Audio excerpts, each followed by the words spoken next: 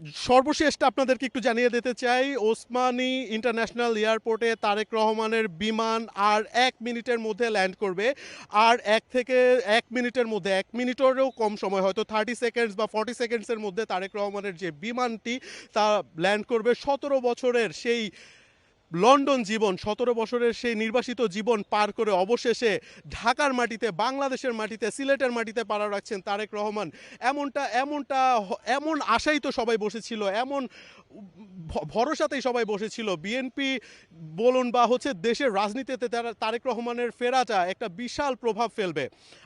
আর 20 থেকে 30 মিনিট আমরা যতটুকু ট্র্যাকিং করে দেখতে পাচ্ছি, ওসমানী ইন্টারন্যাশনাল এয়ারপোর্টে চলে এসেছে এবং এখনই ল্যান্ড করবে তারেক রহমানের বিমানটি ওসমানী ইন্টারন্যাশনাল এয়ারপোর্টে। আমরা দেশ টিভির মাধ্যমে দর্শকদেরকে জানিয়ে দিতে চাই, ইতিমধ্যে হয়তো তারেক রহমানের বিমানটি ল্যান্ড করেছে ওসমানী ইন্টারন্যাশনাল এয়ারপোর্টে।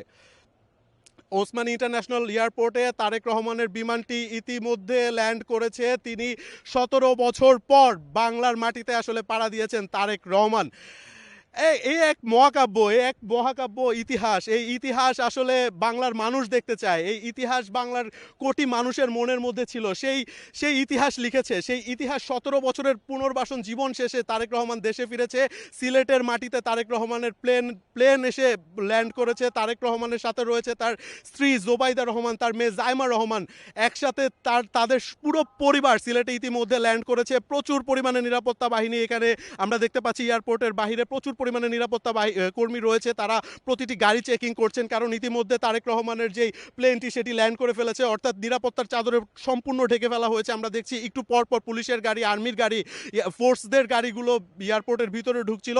তবে সবচেয়ে আনন্দের যে খবর, সবচেয়ে সুখের যে খবর, সেই খবরটি হচ্ছে তারেক রহমান ইতিমধ্যে বাংলার মাটিতে পাড়া দিয়ে ফেলেছেন। বাংলার মাটিতে তার পায়ের চিহ্ন পড়ে গেছে। তারেক রহমান চলে এসেছেন।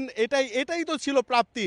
এই প্রাপ্তির জন্যই তো বসেছিল আসলে কোটি মানুষের স্বপ্ন। গতকাল রাত থেকে আমরা যেমনটা দেখছিলাম, ঢাকার 300 ফিটে প্রচুর পরিমাণে লাখো কোটি জনতার সেই ভিড় ছিল। সেই ভিড়ের মুখে আসলে চলে এসেছেন তারেক রহমান। 1 ঘন্টা থাকবেন সিলেট ইন্টারন্যাশনাল, ওসমানী ইন্টারন্যাশনাল এয়ারপোর্টে। সেখানে 9টা 55 থেকে 10টা 55, এই এক ঘন্টা থাকবে। আমরা যদি একটু চেষ্টা করি যে বিমানবন্দরটা হয়তো বা এখান থেকে আমরা একটু ফগি ওয়েদার, সেজন্য হয়তো ক্লিয়ারলি দেখাতে না পারলেও আমরা যতটুকু পারছি আমরা দেশ টিভির মাধ্যমে দর্শকদের দেখিয়ে দিতে চাই যে আসলে ঠিক এই জায়গা দিয়েই তিনি চলে এসেছেন।